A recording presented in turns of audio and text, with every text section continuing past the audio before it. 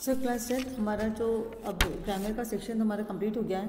अब हम पढ़ेंगे अनसीन पैसेजेस, जिसको अनसीन और सीन पैसेजेस के बारे में।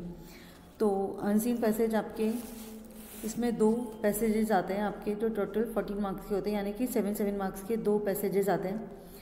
और जब भी आप पैसेज सॉल्व करें उसके कुछ रूल्स होते हैं।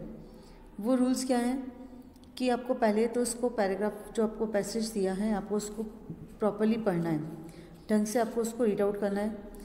क्वेश्चंस जो दिए हैं उनको ध्यान से पढ़ना है, उनका मीनिंग समझने की कोशिश करें कि उसमें क्या पूछा जा रहा है। आंसर जो आप दें वो टू द पॉइंट दें। ये नहीं है कि आपने एक लाइन में, अगर आपका 2 लाइन में आंसर आ रहा है तो जहाँ पे वो लाइन ख़त्म हो रही है आप वहाँ तक उसको लिखें, नहीं। जितना पूछा गया है आपको उतना ही आंसर देना है। इससे मतलब नहीं है कि वो 2 लाइन में या 3 लाइन में, नहीं। क्योंकि हम क्या करते हैं आप लोग कि जो लाइन जहाँ से शुरू हुई और उसका आंसर अगर उस लाइन में आ रहा है और वो लाइन तीसरी लाइन में जाकर ख़त्म हो रही है तो आप उसमें वो तीनों लाइन्स इन्वॉल्व कर देते हैं, जो कि गलत है। आपको आंसर टू द पॉइंट देना है और 1 लाइन आंसर मैक्सिमम, ज़्यादा से ज़्यादा 1 लाइन आंसर हम को देने की कोशिश करते हैं, 1 या 1.5 लाइन, दैट्स ऑल। उसके बाद आपको कई बार ऐसा होता है कि हमारे जो क्वेश्चंस आते हैं वो लास्ट में इस तरह के क्वेश्चंस आते हैं जिसमें कुछ मीनिंग्स पूछे जाते हैं, वर्ड के सिनोनिम्स पूछे जाते हैं या उसके अपोजिट्स पूछे जाते हैं। सिनोनिम्स का मतलब आप समझ होंगे, यानी कि पर्यायवाची, कि पैराग्राफ में से आप ढूंढें कि इसका क्या मतलब होता है या इस पैराग्राफ में इसका कोई अपोजिट ढूंढ के बताएं। तो इसलिए आपको पहले पैराग्राफ को ढंग से समझें। कई बार हमारे पास ऐसे वर्ड्स आ जाते हैं जिसका मीनिंग पता नहीं होता है, लेकिन हम जब उसको पढ़ते हैं पैराग्राफ को तो उसका मीनिंग हमें थोड़ा थोड़ा समझ में आ जाता है, तो हम उसके बेसिस पे अपना मीनिंग निकाल सकते हैं। उसके बेसिस पे हम उसका अपोजिट भी मेंशन कर सकते हैं।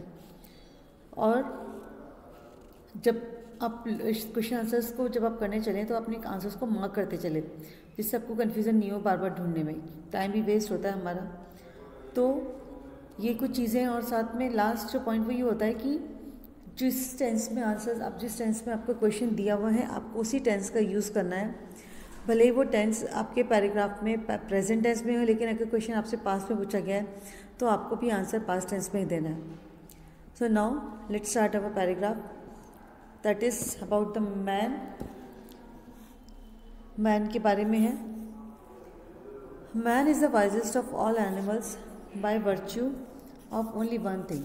इसमें बताया कि जो मनुष्य है वो केवल एक आधार पर, virtue of all animals means wisest means जो सबसे ज़्यादा बुद्धिमान है सभी जानवरों में, by virtue of only one thing, एक क्वालिटी के आधार पर। Virtue means quality, the extraordinary power of thinking and emoting. उसकी वो जो क्वालिटी है वो है एक्सट्राऑर्डिनरी पावर ऑफ थिंकिंग, मतलब सोचने की अद्भुत क्षमता और एक इमोशंस, एक संवेदनशील होना। यह मनुष्य की एक सबसे अच्छी क्वालिटी है जो उसको जानवरों से अलग करती है। Stripped off this power he will be no better species than other multitude animals. अगर मनुष्य को इस पावर से, इस ताकत से उसको अलग कर दिया जाए, स्ट्रिप्ड ऑफ मीन्स अलग करना, उसको वंचित करना। अगर इस पावर से, इस ताकत से उसको वंचित कर दिया जाए, he will be no better species than other multitude animals. So आज हम अपना रीडिंग सेक्शन स्टार्ट कर रहे हैं। ग्रामर सेक्शन हमारा कंप्लीट हो चुका है। Reading section means part A, जिसमें आपको पैराग्राफ्स आते हैं सीन और अनसीन दोनों तरीके के।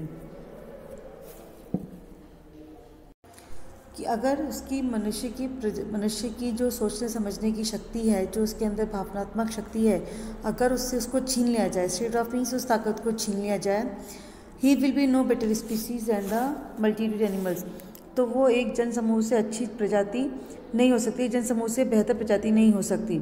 इट मीन्स कि वो भी उन्हीं जानवरों के समान है अगर उसमें सोचने की ताकत या एक भावनात्मक ताकत नहीं है तो। Except knowledge all other animals have the same basic necessities as man as. ज्ञान के अलावा जितने भी जानवर हैं उनमें सब में बेसिक नेसेसिटीज़, यानी कि जो उनकी मूलभूत ज़रूरतें हैं वो सब समान ही है, जैसे कि फूड, शेल्टर एंड क्लोथिंग, कपड़ा, संरक्षण और खाना।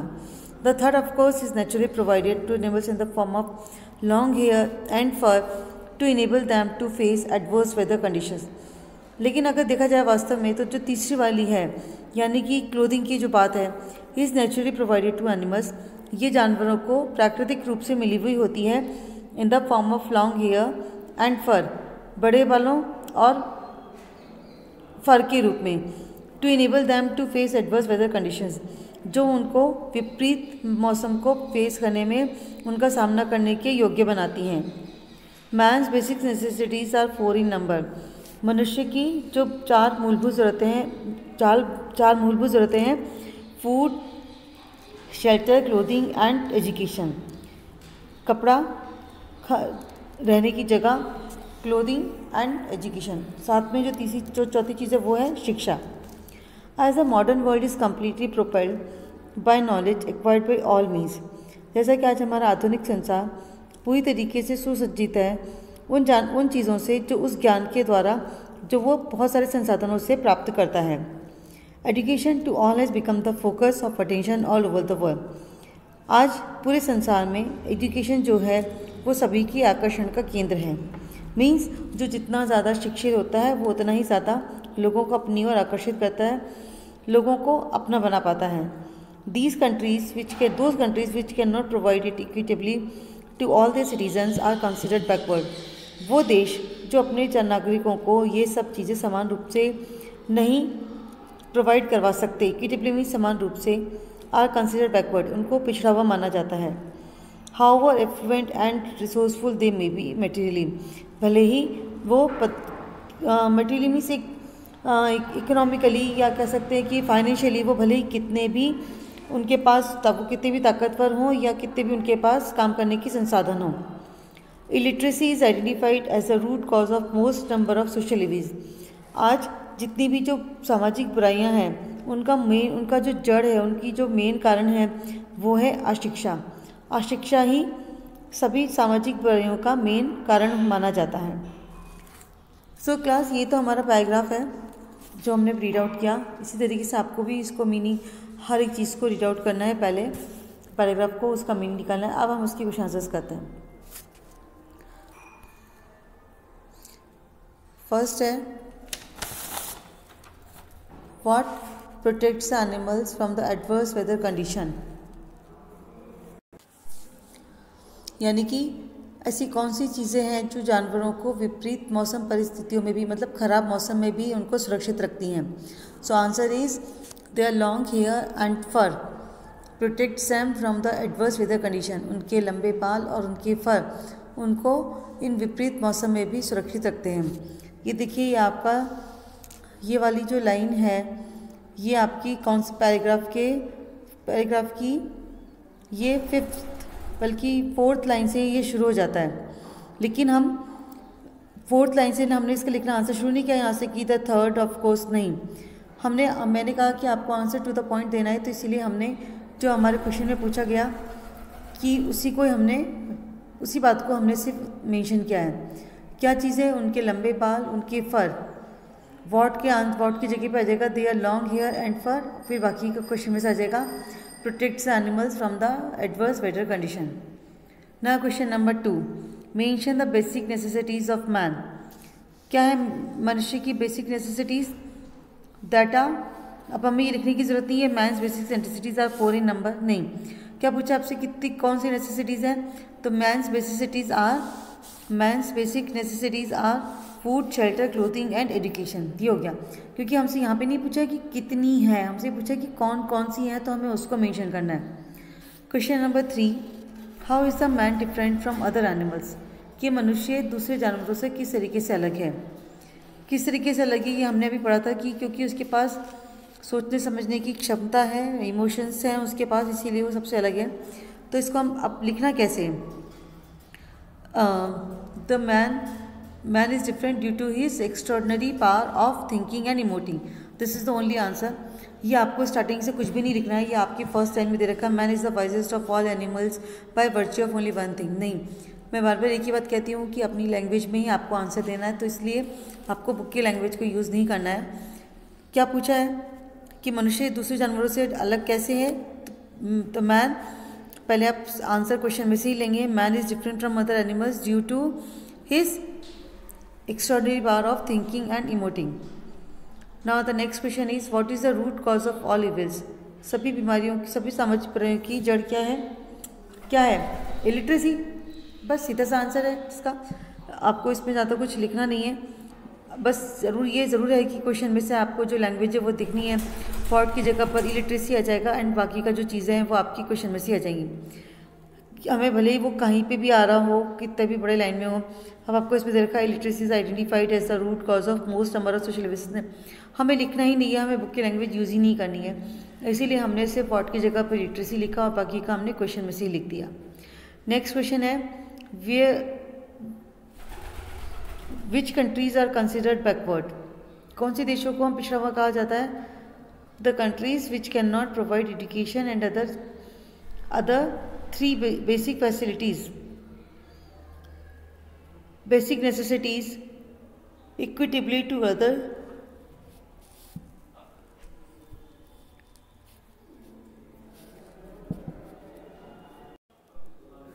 तो इस तरह से इसका आंसर हो जाएगा कि वो देश जो अपने नागरिकों को एजुकेशन नहीं प्रोवाइड करा सकते और साथ ही साथ उसके अलावा जो 3 हमारी मूलभूत आवश्यकताएं खाना, कपड़ा और रहने की जगह, वो लोग पिछड़े हुए कहलाते हैं। अब हमने इसका आंसर द कंट्रीज़ यहाँ पे दे रखा है लास्ट में, आपके पैराग्राफ के लास्ट की 3rd लाइन में दे रखा है those countries which can not provide it equitably. अब यहाँ पर अगर आप इसको ऐसे लिखेंगे इट इक्विटेबली, इट किसके लिए आ रहा है? आपको वो मेंशन तो करना ही पड़ेगा, तो इसीलिए मैं बार कह रही हूँ कि इसको अपनी लैंग्वेज में ही लिखना है। तो इसको हम लिखेंगे कैसे? The countries which can not provide education under the 3 basic necessities equitably to all other citizens, कि वो देश जो लोगों को, अपने नागरिकों को समान रूप से शिक्षा और बाकी की 3 चीज़ों प्रोवाइड नहीं कर सकते, वो पिछड़े हुए कहे जाते हैं। अब 6 क्वेश्चन है find out the passage the word which means great in number. अब आपको उसमें से ढूंढना है, इसका मतलब है एफ्लुएंट। 7th है pick out from the passage the word which is the opposite of favourable. Favourable means आपके अनुकूल होना, एडवर्स मीन्स विपरीत, तो ये हो गया इसका अपोजिट। तो इस तरीके से कुछ आपको आपकी वोकैबुलरी को भी थोड़ा सा इंक्रीज़ करना पड़ेगा, तो अपनी के वर्ड मीनिंग्स को भी थोड़ा सा बढ़ाना पड़ेगा, तभी एक अच्छे से हम पैराग्राफ को सॉल्व कर सकते हैं और उसकी मीनिंग को समझ सकते हैं। तो होप्स हो कि जो मैंने आपको चीज़ें बताई हैं आप उनको अगली बार जब भी आप पैराग्राफ सॉल्व करेंगे तो उनको ज़रूर ध्यान में रखेंगे और इसी तरीके से अपने पैराग्राफ को सॉल्व करेंगे। Thank you, that's all for today.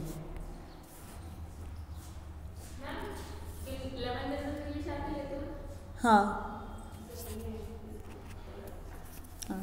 बैठो।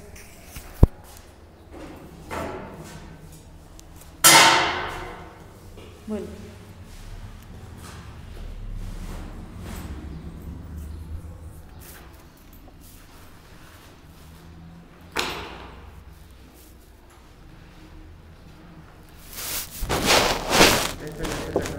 हाँ लेसन डिटेक्ट हो गए ना 1 बिल में से। सिलेबस भेजा था ना तुम लोगों को।